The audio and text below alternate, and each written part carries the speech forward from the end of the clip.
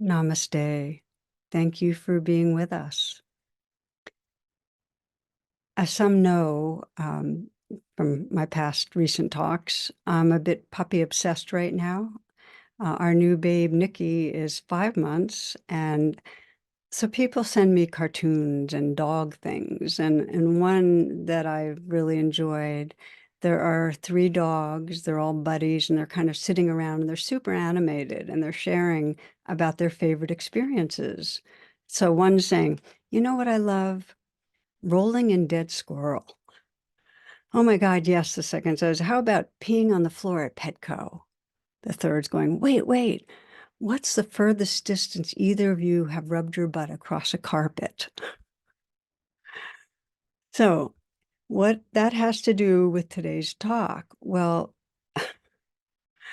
we're in the second week of a 3-part series, and it's based on the story from ancient India of Nachiketa.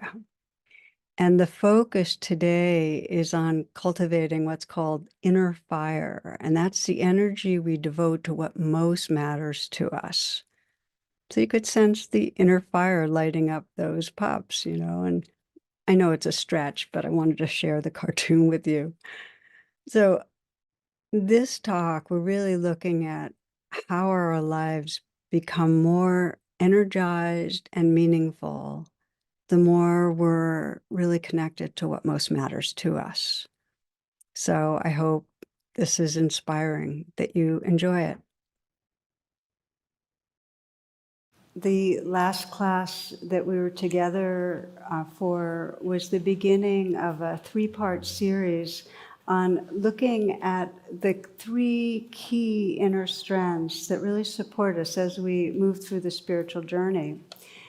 And for those of you who are tuning in fresh, it was based on a wonderful story from the Upanishads I've always loved.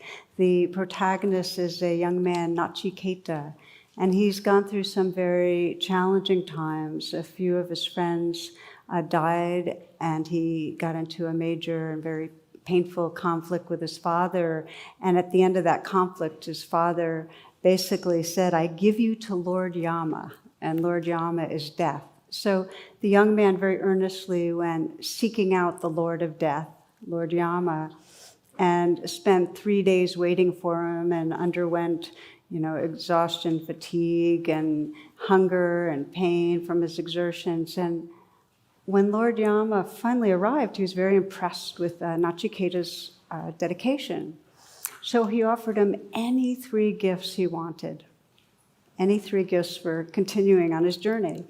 And Nachiketa made his 3 choices, and they reflect the wisdom of impermanence, the wisdom of really getting that this life is passing. His first gift that he asked for was the freedom of a forgiving heart, because Nachiketa knew that he really needed to free his heart from any armoring of hatred or anger or aversion in order to love fully. And it's in the same way that for each of us, we know that if we are on our deathbed, the smaller resentments, the ways we've held back our love from a partner or child or friend, it falls away in the light of impermanence. And so Nachiketa knew that given the reality of this living, dying world, he wanted his heart to be open and awake. So that was our last class, and it's recorded, so you can get hold of that if you'd like to listen. This class is the second gift he asked for, which is called inner fire, and that's connected with spiritual aspiration, that energy and courage that moves us forward on the path. And just to give you the sneak preview, the next class is that realization of the truth of who we are. The gift was a mirror so he could really look inward and discover the awareness, the love, the core of our being, of all of our being. So tonight, this class, the inner fire, and I begin with with a brief story about Mullah Nasruddin, who's a well-known Sufi wise man fool, and his stories are always good teaching stories. And in this one, Mullah Nasruddin had lost his wife's bracelet, and he got really panicky, and he said, "Oh, dear God, help me to find this, and I'll do anything. I'll devote half my week's salary. I'll completely dedicate myself, my life to you and to your service." Then he notices it's behind the cushion. He goes, "Never mind, God, I've already found it."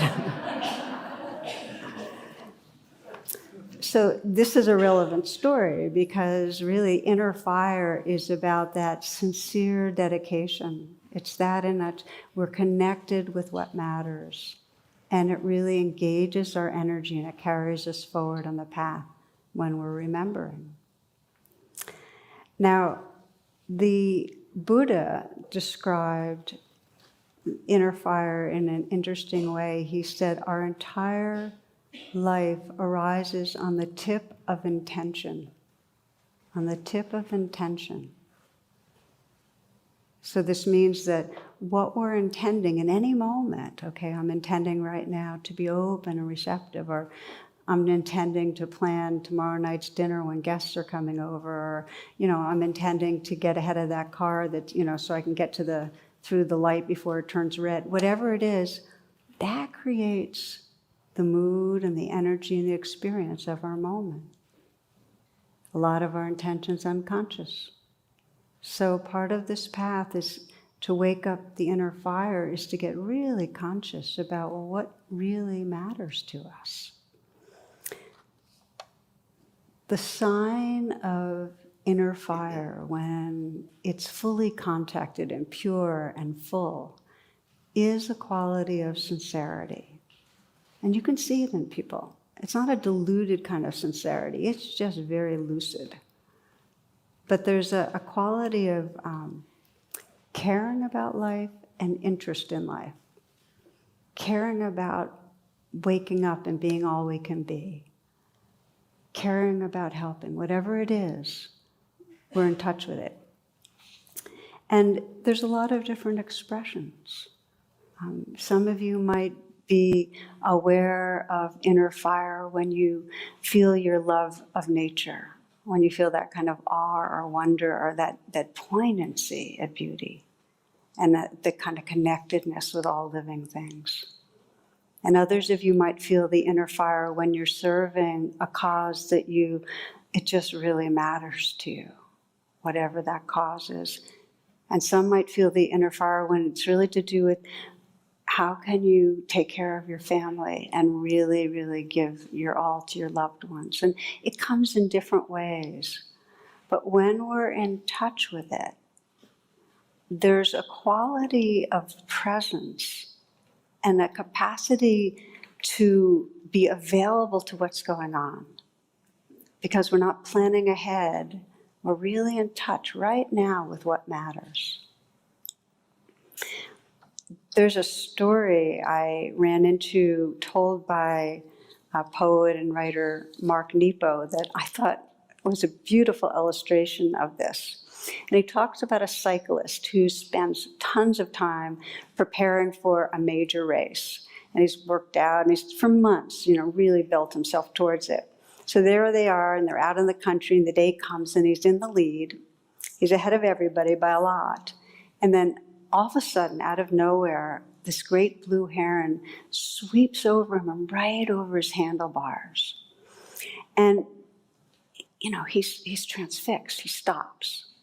And he's straddling his bike because the path of the heron opened him up to something he had been chasing his whole life, that moment. And he can't keep going. It's like there's some message or something that wants to just unfold out of that he just has to open to, something he hadn't expected. And so now I'm going to fast forward to the end of the story. Down years later, people would now and then ask him, well, what was it that cost you that race? And he'll look to the south and say, I didn't lose the race, I left it.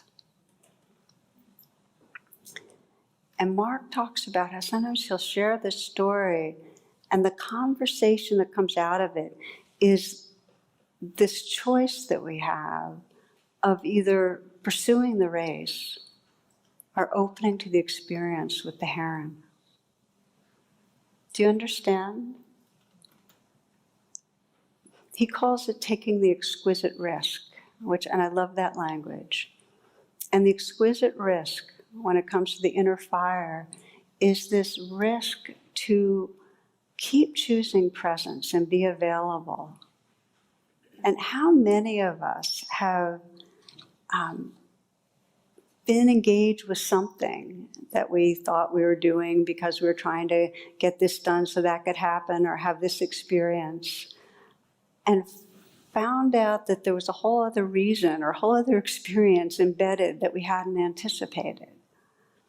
I think of times that you might take a class in something and find that what really touched your life was the friendship that emerged with somebody in the class. Or you go on a trip and then you realize there was something you wanted to write or create. Or you lose a parent and you open to a part of yourself that you never allowed to express. Or you lose a job and a whole new opportunity opens. But we think we have the course in our mind of how things should go or how we want them to go. And the gift of the inner fire is it keeps this radical presence so we're open to really what is embedded in that situation. We're available. So when the heron swoops down, we don't feel compelled to keep running to the end point. Wow, what is this mystery opening up right now? It's a very rich way of living. And the beauty of it is that when we're connected with inner fire, it includes everything that's going on in our life. It's like that remembrance is there as we're taking a shower, or brushing our teeth, or doing our email. It starts pervading everything. Two men, Saul and Mort, are walking from a religious service, as this story goes, and Saul wonders whether it'd be okay to smoke while he's praying. And Mort replies, well, why don't you ask Rabbi Schwartz? And so he does. He goes up to Rabbi Schwartz and he says, Rabbi, may I smoke while I pray? And the rabbi looks stern and goes, no, my son. No, you may not. That's utter disrespect to our religion. Saul goes back to his friend and tells him what happened. He says what the good rabbi told him, and Mort says, I'm not surprised you asked the wrong question. Let me try.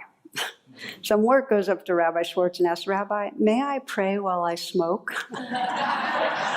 To which, of course, the rabbi replies eagerly, by all means, my son, by all means. So we remember what matters. We carry it through. And the key understanding is the more in this moment that you're authentically in touch with what you care about, the more you're at home in who you are. The more you're in touch with what really matters, the more you're connected, the more you're aligned. And so the blessing of this is that no matter what happens, when you're connected with your aspiration, let's say for presence or for love or for awakening or for truth or whatever it is, what that enables is for any circumstances to arise and for them to be part of your awakening. So it's not an obstacle. It's not like you get a certain diagnosis and that's getting in the way of your path. Everything becomes the path when you're connected with inner fire. You can awaken through all circumstances, all the inevitable losses and challenges, all the obstacles that we think are getting in the way become part of the way. So this is, again, the domain of meeting Lord Yama. What do we wish for? Well, we wish to take off that armoring of the heart that keeps us judging and blaming. And we wish for that aspiration, that inner fire that allows us to keep remembering what matters, keep us guided and on track. Now, what gets in the way for all of us, really, to some degree, is that when we're in the grip of fear, that same energy, it's that inner fire energy, gets funneled into our survival strategies. So it doesn't go away, but it gets torqued and narrowed. So rather than this energy that really keeps us remembering love and presence, it's kind of torqued and twisted, and it gets us focused on something's going to go wrong, and what can I do, and what's wrong with you for not da-da-da-da. It gets diverted. So what happens is that we can go through days or decades trying to get through the day, trying to win the bike race, rather than being available for the mystery and the love that's here. That's when the limbic system is taking over. So I want to look at that with you, the different ways that we get diverted, because reconnecting and opening to the purity of the inner fire happens as we start noticing where we get pulled off course. Rumi puts it this way, he says, gamble everything for love. If you're a true human being, half-heartedness doesn't reach into majesty. You set out to find God, but then you keep stopping for long periods at mean-spirited roadhouses. I've always loved that one, you know. You set out to find God, but you keep stopping for long periods at mean-spirited roadhouses. Can you relate a little? And we all know it. In fact, I think of it often. Kabir has this line that we keep connecting with, this daily sense of failure. And I think it's because we sense deep down this longing to, follow that pure inner fire, to really be all that we are, and to love without holding back, to be here for ourselves and each other in an awake way. And yet we watch each day the ways we get tugged around, the way we get small-minded or mean-spirited or just caught in a little trance of, distractedness. That daily sense of failure. Yeah, so Rumi says, we set out, we have that inner fire, but we get pulled off to these mean-spirited roadhouses. So how does that happen for each of us? So the Buddha gives us a tip when he says that whatever you frequently think about or ponder, that becomes the inclination of your mind. If you feel like you've been distracted for decades, it's because there are regular habits of thinking that can keep us trapped for a long time. Habits of thinking where we are constantly hooked on planning the next thing. How will I win the race? How will I avoid looking bad? Habits of thinking where we're judging ourselves or others. And you can ask yourself, just if you review today, and I like to do this periodically, just to pause and say, okay, where's my mind been? And it's not something I'd want to brag about. Where has it been? And it can be awfully small-minded. I sometimes think if somebody was whispering in my ear the nonsense I tell myself, I wouldn't put up with it for a moment. So you might ask yourself that today. Just close your eyes for a moment and sense, what's today been like? What have you been thinking about? What have you been focusing on? It's really like, what is motivating your actions? Sometimes our actions and our thoughts are circling around like surface currents, and you can feel the tugs of the wantings and the fear and the anxiety and proving ourselves and so on. But sometimes we're in touch with the deeper currents, the deeper longings. What was today like? The more habitual surface thoughts? The automatic thoughts? Or the deeper ones?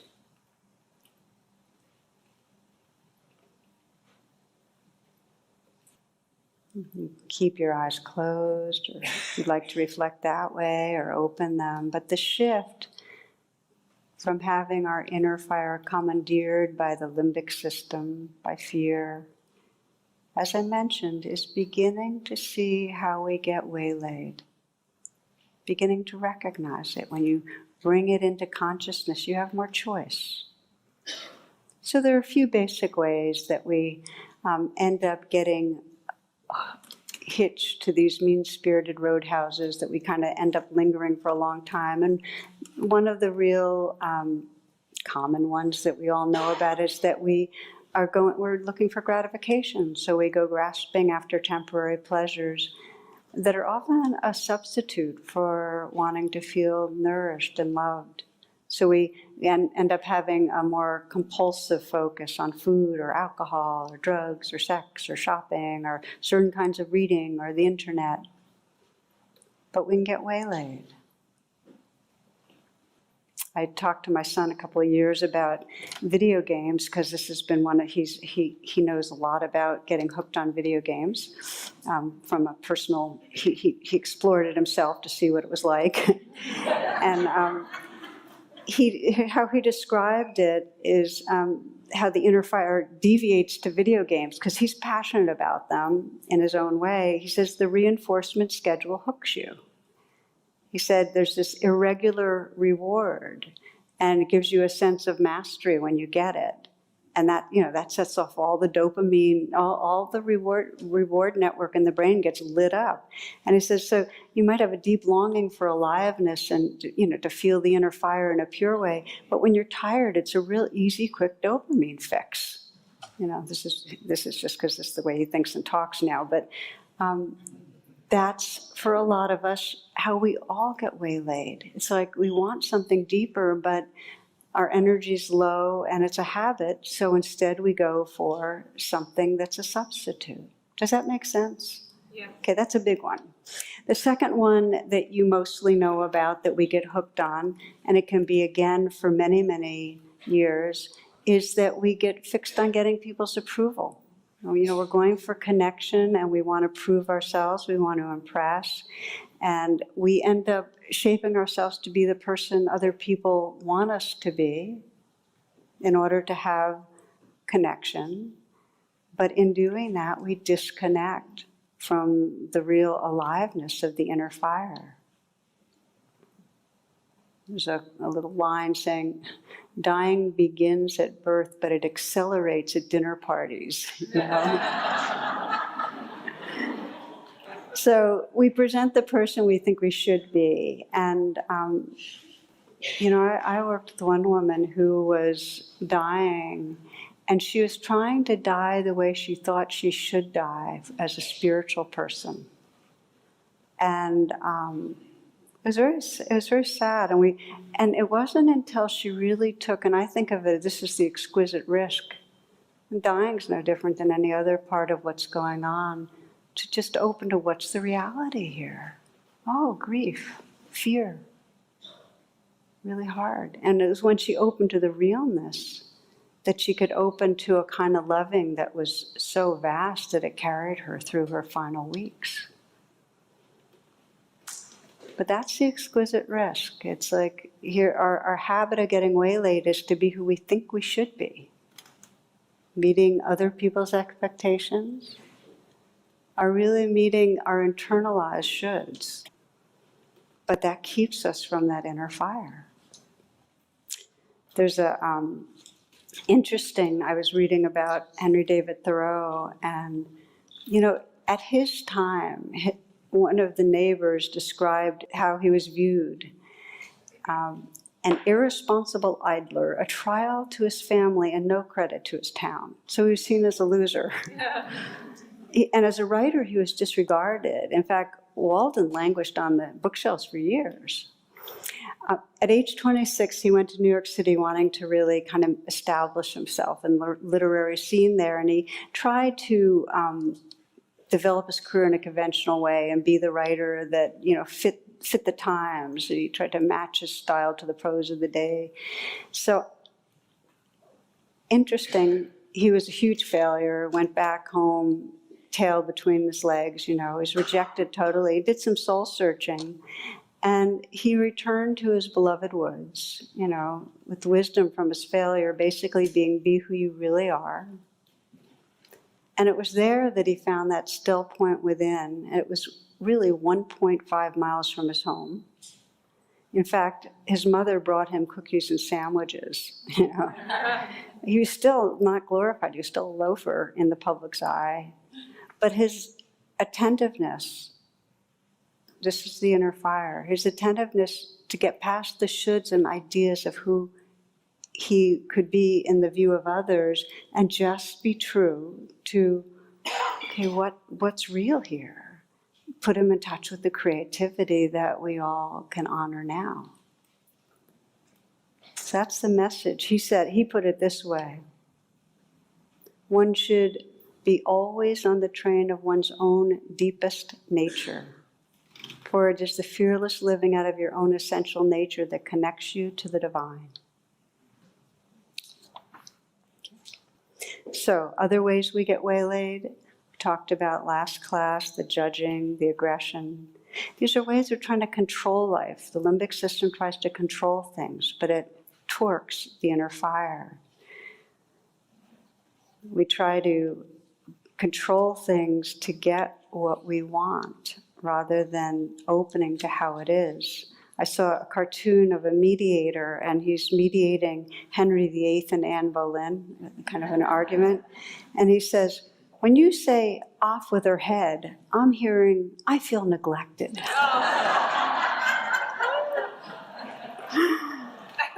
Okay, so we judge, we aggress, and then there's the over-controlling day by day of other people, trying to manage others, trying to manage things. Even in a benign, seemingly benign way in our closer relationships, someone will share a difficulty, and how hard is it just to simply keep company?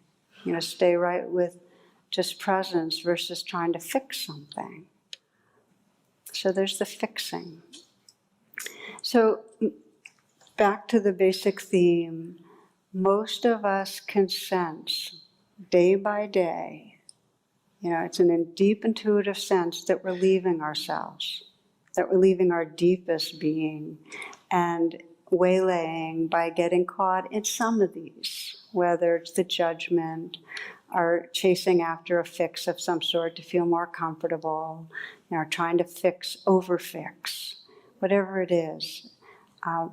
And we sense that we've left ourselves, we've disconnected, and it sometimes takes shape as really painful, addictive patterns and relational patterns, but it's not always that way.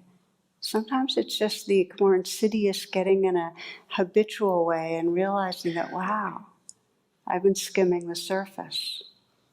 I have not paused and taken that exquisite risk to really touch in and sense what matters and live from that. So we're talking about how our patterns of fear and wanting get in the way of the inner fire individually. But of course, it happens as a society. How is our I'm talking now Western, and I'm actually narrowing it to the United States. How do we get so off course? What happened to the deeper yearnings for a compassionate society where we care about each other, one that we respect and have a reverence for life? What happens? How do we get off track? You might listen to this. I think this is really a powerful little piece. Too much and for too long, we seem to have surrendered personal excellence and community value in the mere accumulation of material things. Our gross national product now is over $800 billion a year, but that GNP, if we judge the United States of America by it, that GNP counts as air pollution and cigarette advertising and ambulances to clear our highways of carnage. It counts special locks for our doors and the jails for people who break them. It counts the destruction of the redwoods and the loss of our natural wonder and chaotic sprawl. It counts napalm and it counts nuclear warheads and armored cars for police to fight the riots in our cities. It counts television programs which glorify violence in order to sell toys to our children. Yet the gross national product does not allow for the health of our children, the quality of their education, or the joy of their play. It does not include the beauty of our poetry, or the strength of our marriages, or the intelligence of our public debate, or the integrity of our public officials. It measures neither our wit nor our courage, neither our wisdom nor our learning, neither our compassion nor our devotion. It measures everything, in short, except that which makes life worthwhile. And it could tell us everything about America except why we are proud that we're Americans. This is Robert Kennedy in 1968, University of Kansas. We lose track of the inner fire, both individually and as a community. I think that D.H. Lawrence put it really beautifully when we think, okay, so what reconnects? He says it's not what the self wants, it's what the deepest self wants. And he says, and it takes some diving. We're at a time, and this is for all of us individually and collectively, that there needs to be that presence that dives deeper in order to reconnect. It requires pausing. You know, when we're in motion, we repeat the same patterns. You've noticed it. The faster you go, the more cut off emotionally, and the more we just do the same kind of actions. So to remember reality, to actually remember when you pause, that if you're a parent and you've got a child in elementary school, it's kind of a flash before they're going to be graduating. And if you've got a parent alive still and you have that good fortune, it's not going to be necessarily that long. You don't know. And just having a body, you just don't know. So we pause, because if we get into that sense of the truth of uncertainty, we start valuing things differently. I love that line, create a clearing in the dense forest of your life. That pausing. So we pause, and then we begin to sense what matters more. One woman described being with her dying father. He'd been a kind of well-known, highly respected architect, and he was very achievement-focused, very competitive, very concerned about his status and so on.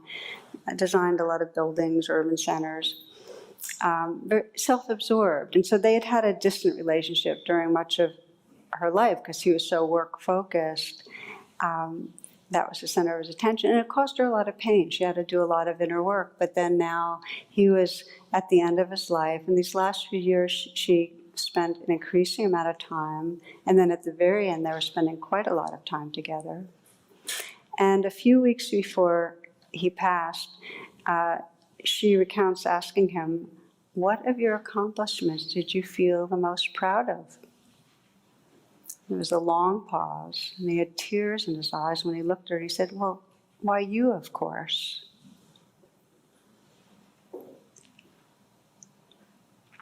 And it was something she'd never expected to hear. But he had changed because things slowed down. He paused. There was a clearing in the dense forest, and he started remembering more what matters. Carlos Castaneda says, "Death is our eternal companion. It's always to our left, an arm's length. How can anyone feel so important when we know that death is stalking us? The thing to do when you're impatient is to turn to your left and ask advice from your death. An immense amount of pettiness is dropped if your death makes a gesture to you, or if you catch a glimpse of it, or if you just have the feeling that your companion is there watching you.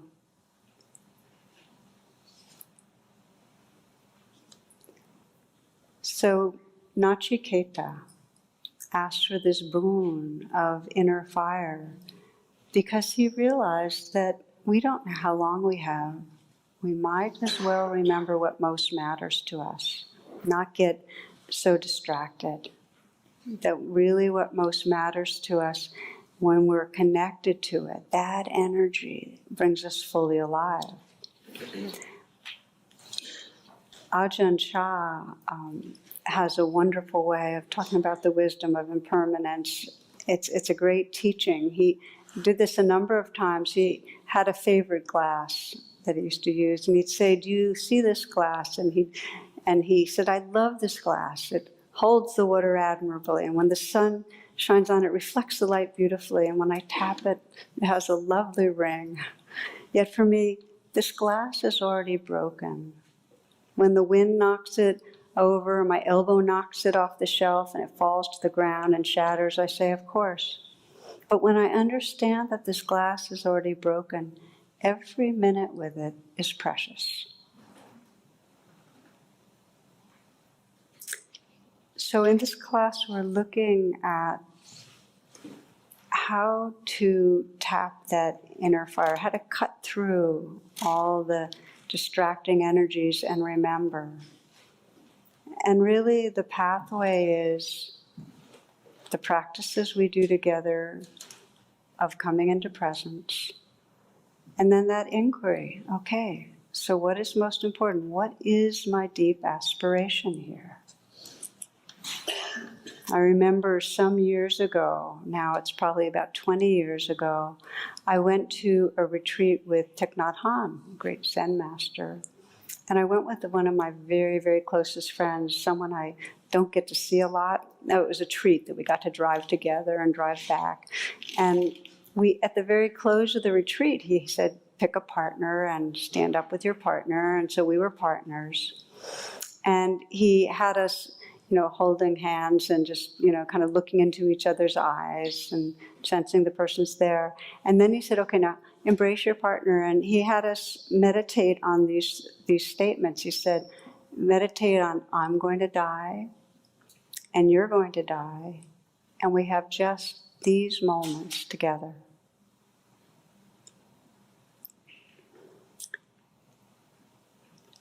And I remember in that moment, there was some insanity to racing through this life and not opening more to, hey, look at the beauty of this loving, not to let it pass without more of an acknowledgement, more of a cherishing, more of a inhabiting.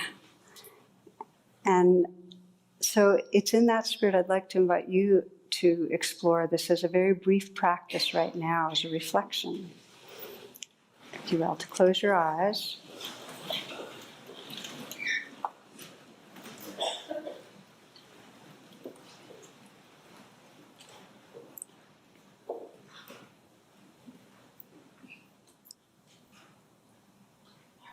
And so the beginning of any practice is invite yourself right here into presence. Create that clearing. It's a gift to create a clearing in the dense forest.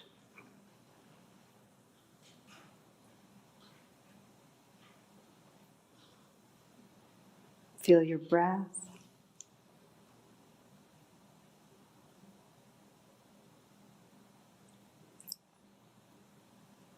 Feel the presence that's here.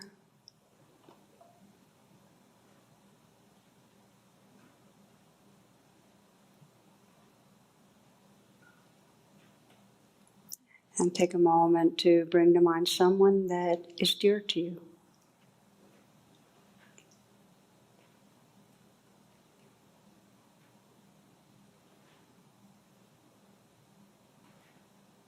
And imagining face to face with this person, You might imagine that namaste, the word namaste means I see the divine or the sacred in you, just looking in their eyes and sensing who's there, sensing the goodness, what makes us being lovable to you,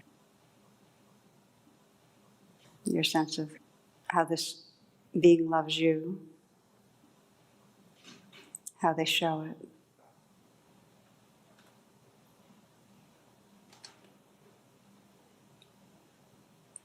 Imagine the embrace.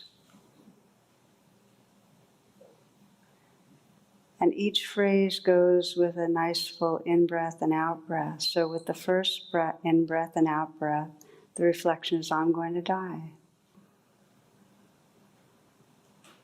And then you're going to die.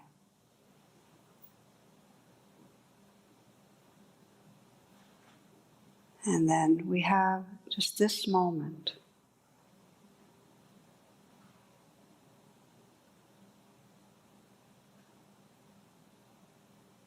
And sense what matters to you.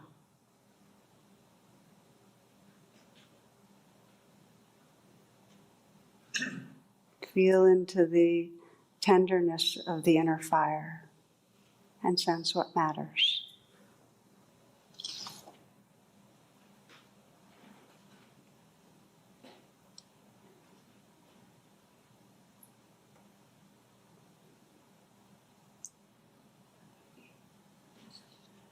In whatever form, this practice of coming into presence and asking ourselves, what do I really long for?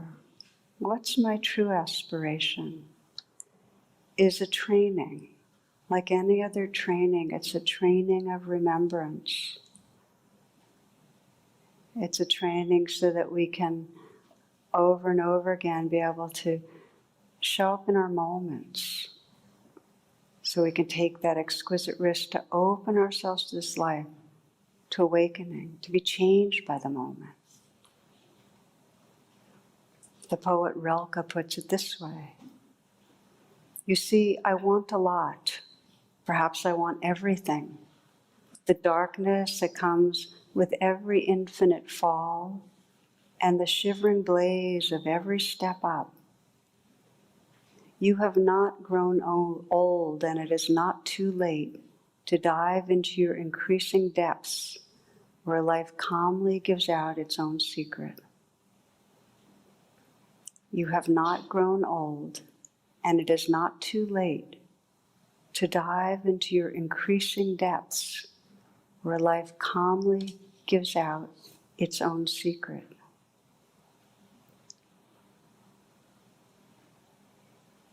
So continuing in quietness with your attention inward.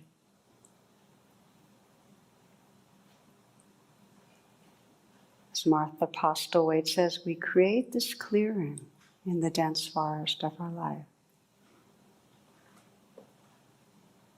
We ask what really matters. We feel with sincerity, what is it I care about?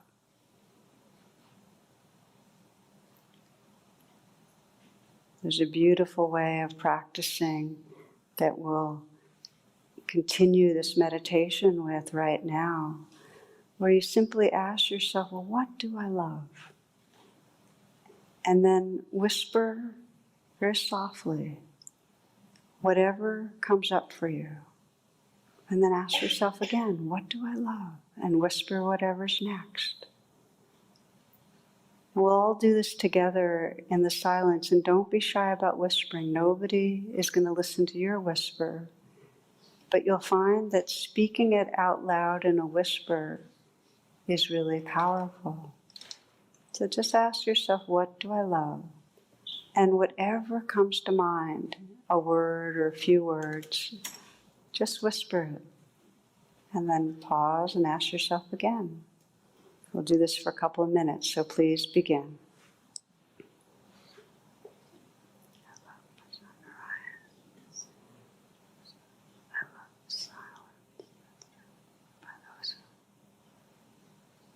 I love riding the waves when the sun is setting. I love swimming in salt water.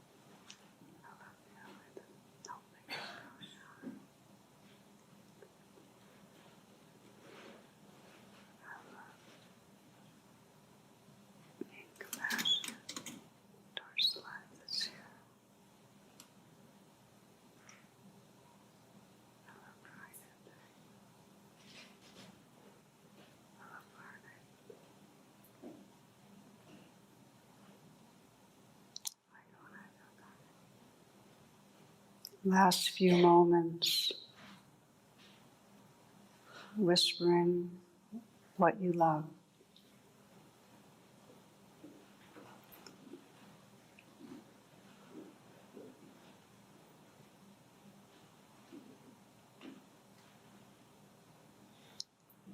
I'd like to invite you to pick one thing that you whispered that feels very alive to you. There's many, I know, but just pick one. There's no wrong one to pick. Just pick something. And take a moment to sense what it is that arouses the loving about this. What it is you're loving.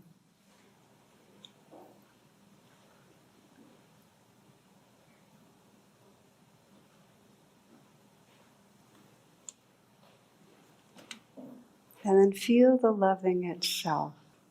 Feel the warmth, the aliveness of loving itself. Just let it be as big as it is. Let it fill you. And sense how big and inclusive this loving is.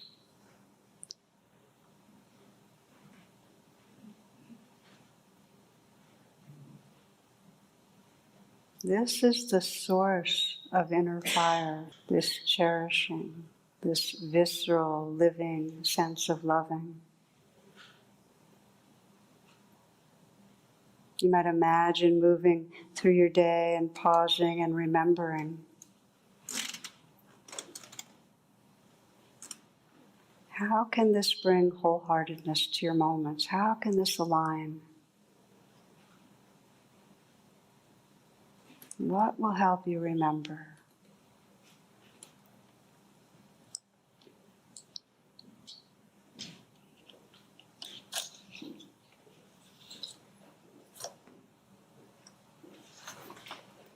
You see, I want a lot. Perhaps I want everything. The darkness that comes with every infinite fall and the shivering blaze of every step up. You have not grown old, and it is not too late to dive into your increasing depths where life calmly gives out its own secret.